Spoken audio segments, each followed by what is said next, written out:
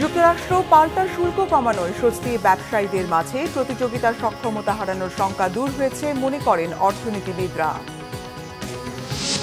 রাজনৈতিকভাবে আওয়ামী লীগকে নিশ্চিহ্ন করতে পারলে ফ্যাসিবাদ থেকে পরিপূর্ণ মুক্তি মিলবে মির্জা ফখরুলের মন্তব্য। নির্বাচন নিয়ে ষড়যন্ত্র চলছে, মির্জা আব্বাসের হুঁশিয়ারি। নয়া ফ্যাসিবাদের উত্থান রোধে নির্বাচন চায় জামাত। জুলাই শহীদদের প্রত্যাশা পূরণের আহ্বান সাকির। 5 অগাস্টের আগেই জুলাই সনদ চান নূর। জুলাই আন্দোলনের 2রা অগাস্ট দ্রোহের নগরী ঢাকা। অনশনের মুখে 6 সমন্বয়কের মুক্তির সিদ্ধান্ত।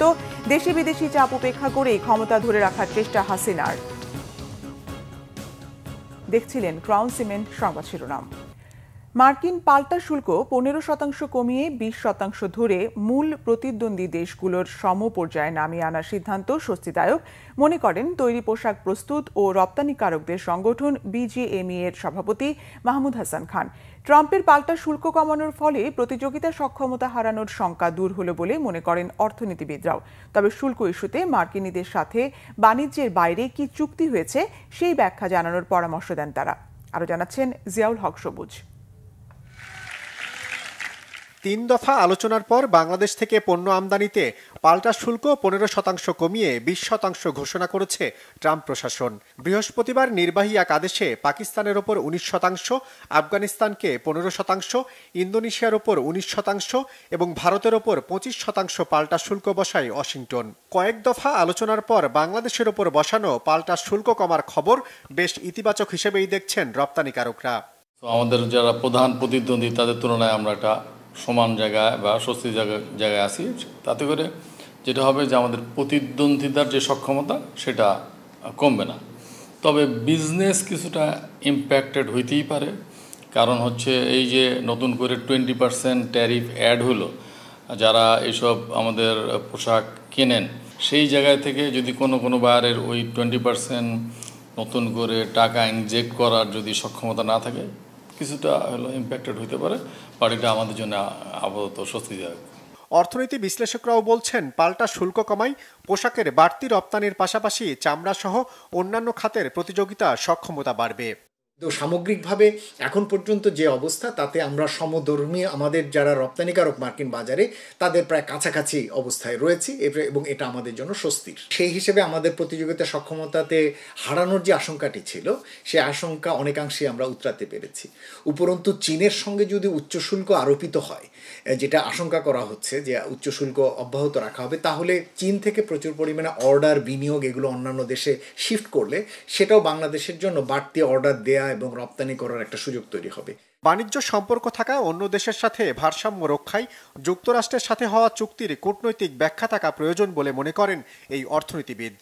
বাণিজ্য উপদেষ্টার নেতৃত্বে যে নেগোসিয়েশনগুলো হয়েছে তাদেরকে আমরা ধন্যবাদ জানাতে পারি এই নেগোসিয়েশনের জন্য, কিন্তু আমরা পূর্ণাঙ্গ চুক্তিটি এখন পর্যন্ত পাইনি। আমি মনে করি যে প্রধান উপদেষ্টার দপ্তর থেকে পূর্ণাঙ্গ চুক্তিটি উন্মুক্ত করা দরকার, যে আসলে কি ধরনের বিষয় সেখানে রয়েছে।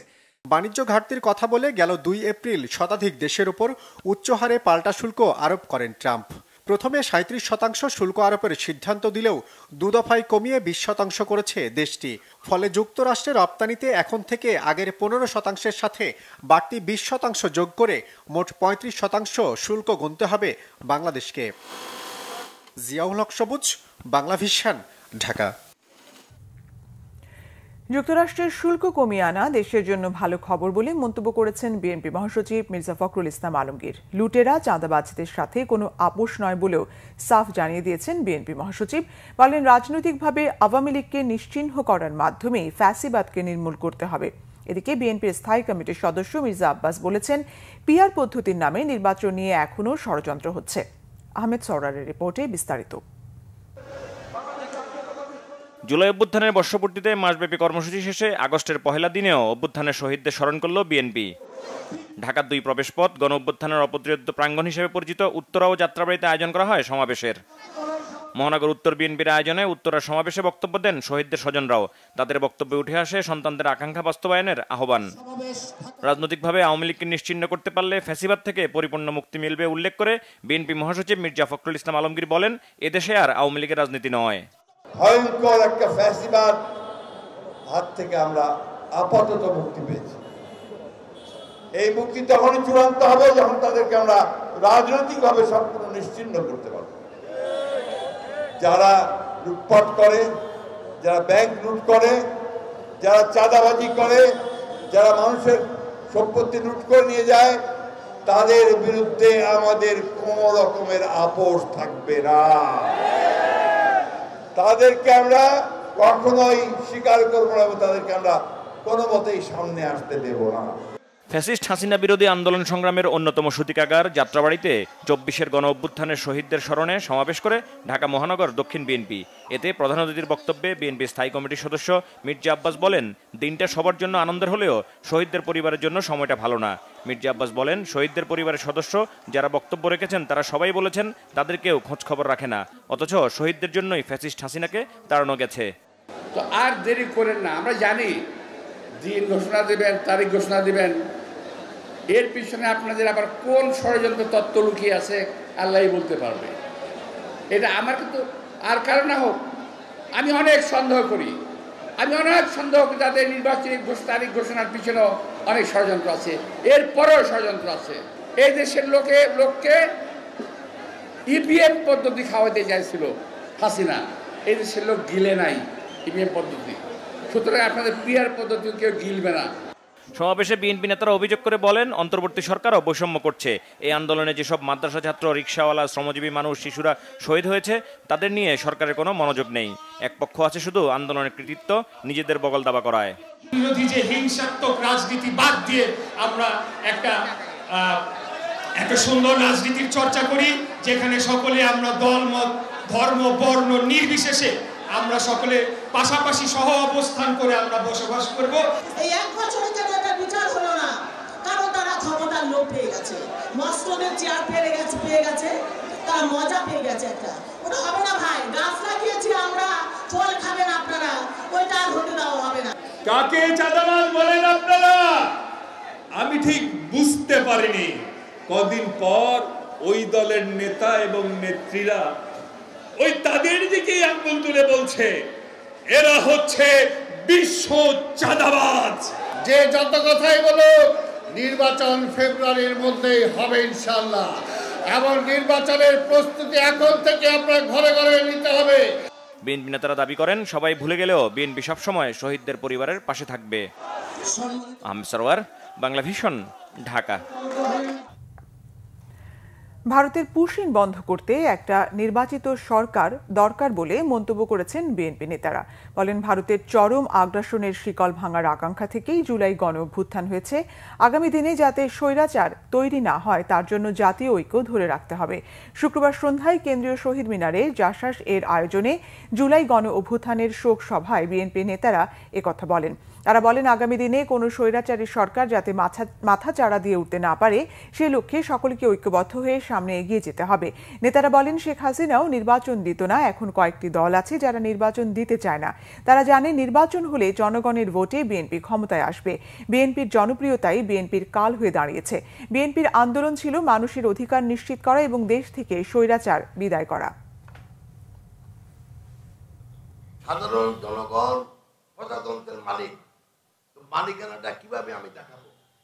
মালিকানা দেখানোর একমাত্র উপায় একটা অবাধ, সুষ্ঠু, গ্রহণযোগ্য নির্বাচনের মাধ্যমে একটা নির্বাচিত সরকার প্রতিষ্ঠা করা, যেখানে জনগণ তার ইচ্ছা অনুযায়ী, তার আদর্শ অনুযায়ী, তার মতবোধ অনুযায়ী ওই রাজনৈতিক দলকে সমর্থন করে ভোট দিবে, নির্বাচিত করবে যারা তাদের মতাদর্শে বিশ্বাস করে। আজকে একদিন পর পর ভারত আমাদের সীমান্ত দিয়ে পুশিং করতেছে। কাদেরকে পুশিং করতেছে আমরা জানি না। এটা থেকে ভারতীয় অনুচররা আছে কিনা সেটাও আমরা জানি না। বাংলাদেশের অভ্যন্তরে তারা আবার নতুন করে কোনো ক্ষেত্র তৈরি করতে চায় কিনা আমরা সেটাও জানি না। কিন্তু এই সরকার কিন্তু পুশিং বন্ধ করতে পারে নাই। এটার কারণ একটাই, একটা দুর্বল সরকার সেটা পারবে না।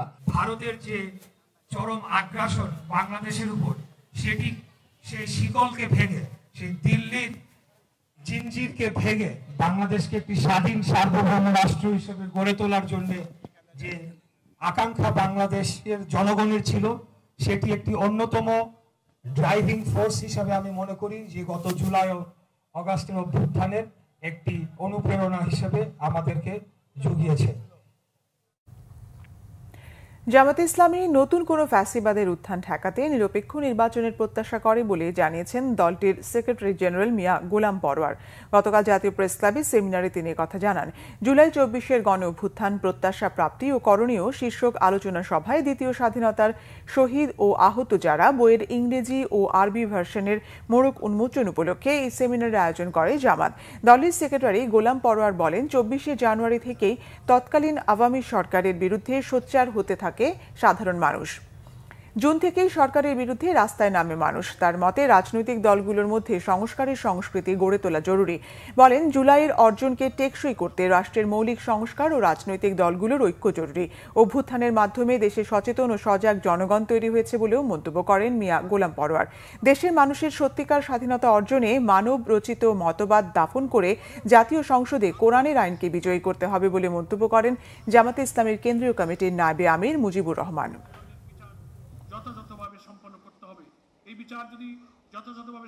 জুলাই গণ অভ্যুত্থানের অর্জনকে স্থায়ী, টেকসই এবং আরো সামনে এগিয়ে নিতে হলে এবং আওয়ামী সরকারের মতো ফ্যাসিস্ট শাসনের উদ্ভব যাতে না হতে পারে, সেজন্য প্রথমেই প্রয়োজন মৌলিক রাষ্ট্রীয় সংস্কার। এজন্য প্রয়োজন দেশের রাজনৈতিক দলসমূহের বৃহত্তর ঐক্যমত গড়ে তোলা। জুলাই সনদ ও ঘোষণা দ্রুত বাস্তবায়ন করতে হবে। অবাধ ও নিরপেক্ষ নির্বাচনের লক্ষ্যে লেভেল প্লেইং ফিল্ড নিশ্চিত করতে হবে। গণসংহতি আন্দোলনের প্রধান সমন্বয়কারী জোনায়েদ সাকি বলেছেন, জনগণের ঐক্যের কারণে দেশ থেকে ফ্যাসিস্টরা পালিয়েছে। শুক্রবার বিকেলে কেন্দ্রীয় শহীদ মিনারে জুলাই গণসমাবেশে সভাপতির বক্তব্যে একথা বলেন জোনায়েদ সাকি। সমাবেশের আয়োজন করে গণসংহতি আন্দোলন। জুলাই গণ অভ্যুত্থানে শহীদ জুলফিকার আহমেদ শাকিলের মা আয়েশা বেগম সমাবেশ উদ্বোধন করেন।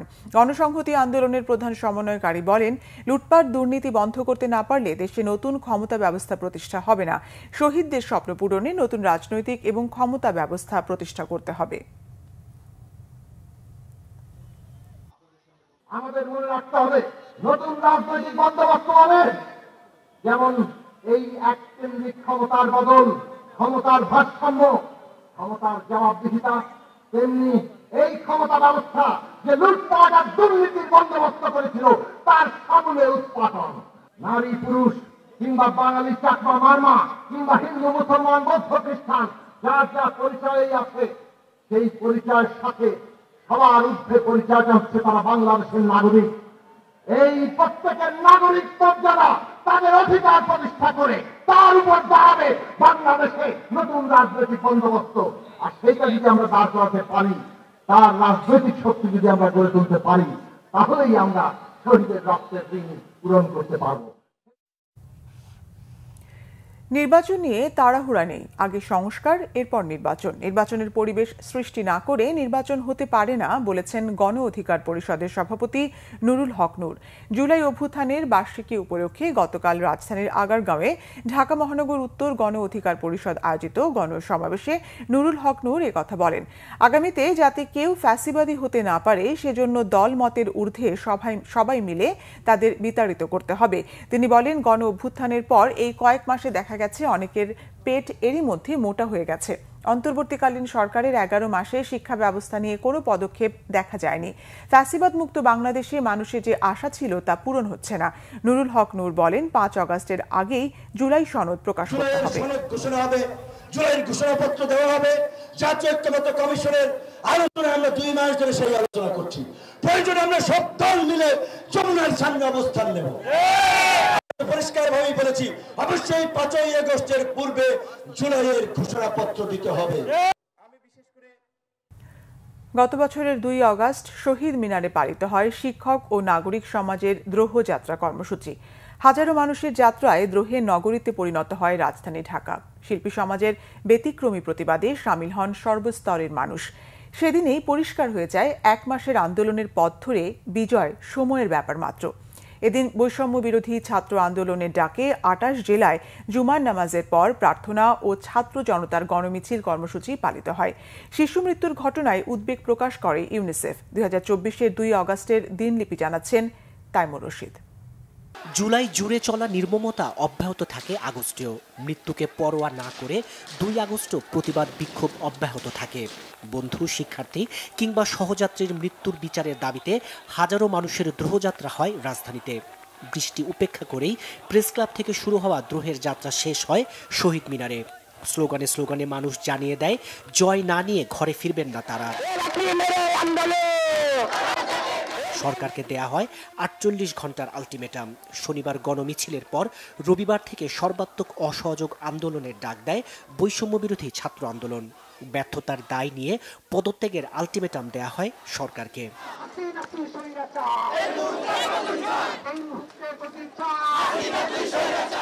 শিক্ষার্থী ও সাধারণ নাগরিক হত্যার দায় নিয়ে সরকারকে পদত্যাগের আহ্বান জানান বিশিষ্টজন ও শিল্পী সমাজের প্রতিনিধিরাও। রাজধানীর বিভিন্ন স্থানে আয়োজন করা হয় প্রতিবাদ সমাবেশ ও মানববন্ধন।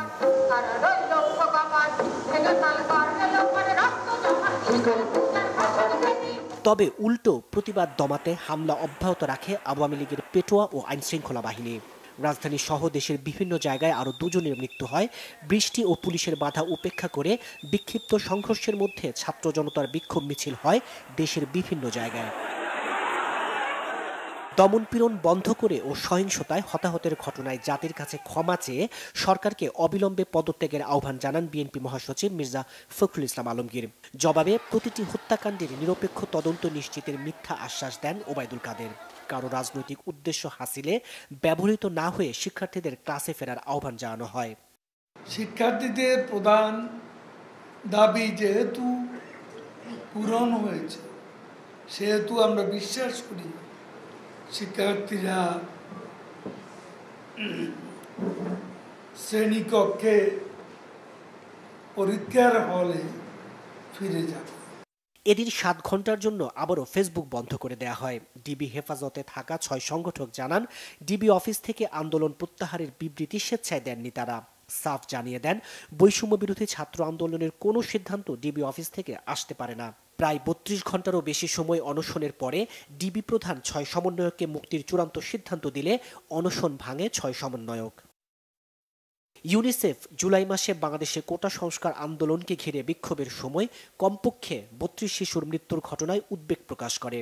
সংস্থাটির পক্ষ থেকে শিশুরা যেন আবারও স্কুলে ফিরে আসে তা নিশ্চিত করতে দ্রুত ব্যবস্থা নেয়ার আহ্বান জানানো হয়।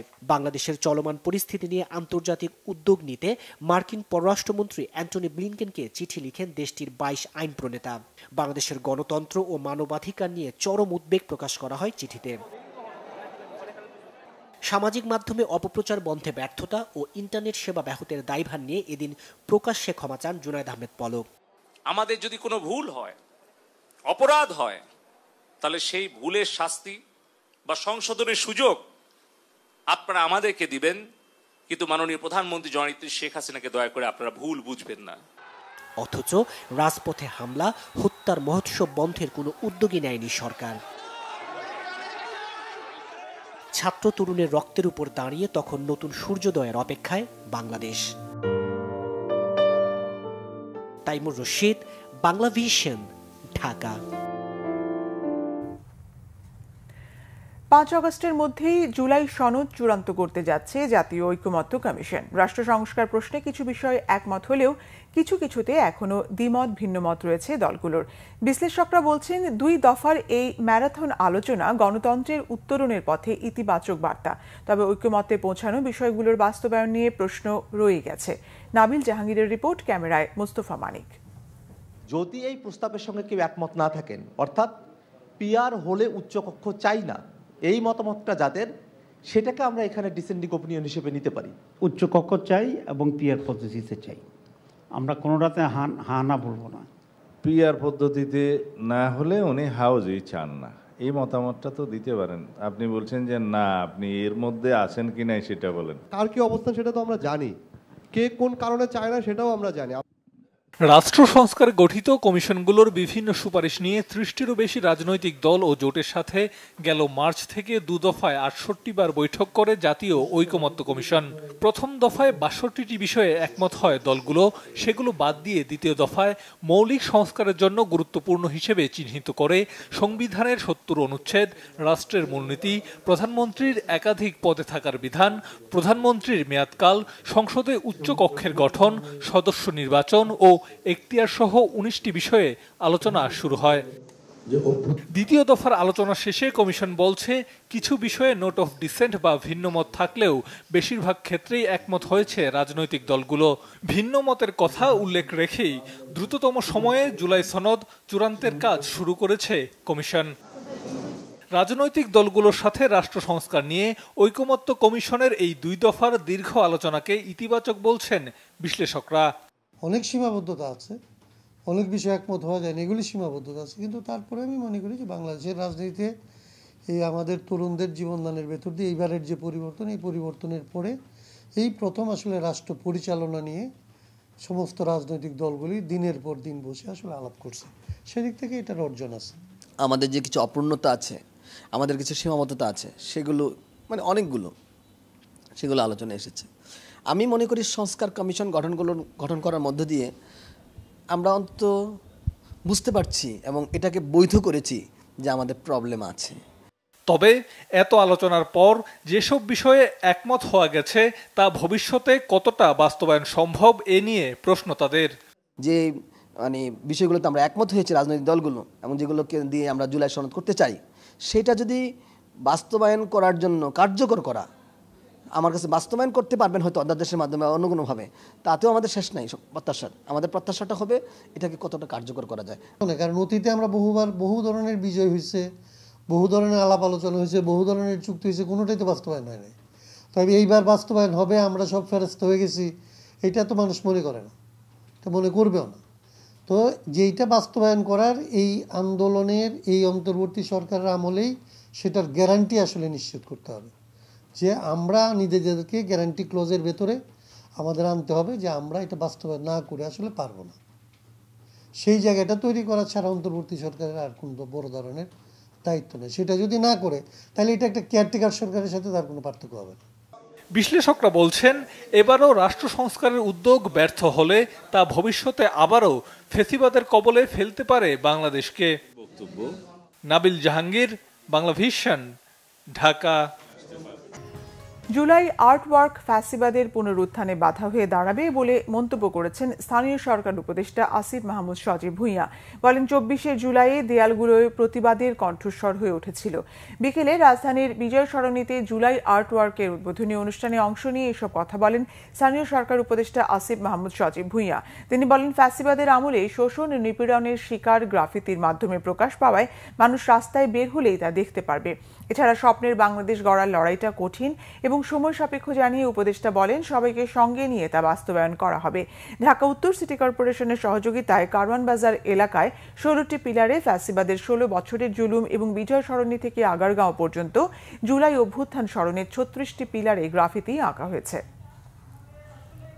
সেই ইতিহাসগুলোকে আবার নতুন করে মানুষের সামনে তুলে ধরা, যদি গাড়ি দিয়ে যাওয়ার সময় প্রত্যেকটা পিলার দেখে যায় তাহলে সে একেবারে রিলেট করতে পারবে যে 8 সাল থেকে 24 সাল পর্যন্ত সময়টা আবার স্মৃতিপদে এসে উঠবে। এটাই ছিল আমাদের উদ্দেশ্য।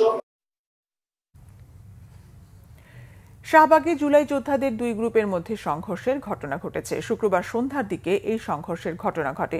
এ সময় জুলাই যোদ্ধাদের ব্যানার টাঙানো মঞ্চ ভাঙচুর করা হয়। ধাওয়া পাল্টা ধাওয়ার ঘটনা ঘটে। এলাকায় উত্তেজনা ছড়িয়ে পড়ে। এ সময় পুলিশ পরিস্থিতি নিয়ন্ত্রণে আনার চেষ্টা করে। বেশ কিছুক্ষণ পর শাহবাগে যান চলাচল স্বাভাবিক হয়। এর আগে জুলাই ঘোষণাপত্র, জুলাই সনদ দ্রুত বাস্তবায়ন এবং স্থায়ী বিধানে যুক্ত করার দাবিতে টানা 2 দিন ধরে রাজধানীর শাহবাগ মোড় অবরোধ করে রাখে জুলাই যোদ্ধারা। জুলাই যোদ্ধা সংসদ নামে একটি প্ল্যাটফর্মের উদ্যোগে বৃহস্পতিবার সকাল 10:30টায় এই কর্মসূচি শুরু হয়। শুক্রবারও দিনভর তারা সড়ক অবরোধ করে রাখে। শহরের অন্যতম গুরুত্বপূর্ণ এই মোড় দিয়ে যান চলাচল বন্ধ হয়ে যাওয়ায় আশেপাশের সব সড়কে যানজটের সৃষ্টি হয়। চরম ভোগান্তিতে পড়েন পথচারীরা। এবার আন্তর্জাতিক সংবাদ।